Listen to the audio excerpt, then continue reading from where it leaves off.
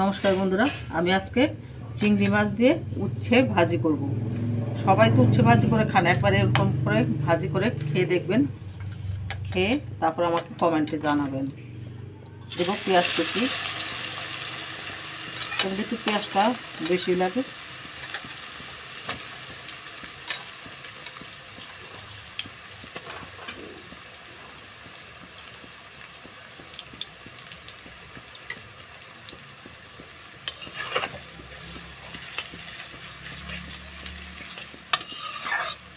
একটু হালকা ভেজে নিয়েছি, এবার দেব কেটে ধুয়ে রাখা চিংড়ি মাছটা।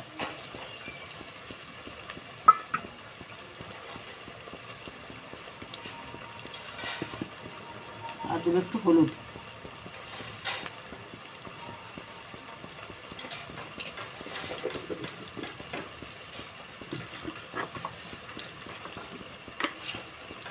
দেবো একটু লবণ, উচ্ছের মধ্যে লবণ মাখা আছে, মেখে নিয়েছিলাম।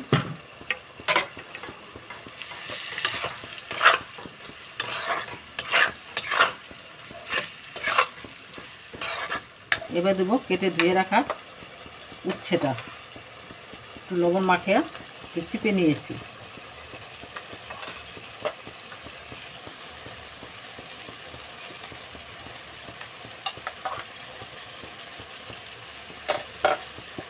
আশা করি ভালো লাগবে আপনাদের কাছে, কারণ যারা উচ্ছে ভালোবাসেন তাদের কাছে খুবই ভালো লাগবে।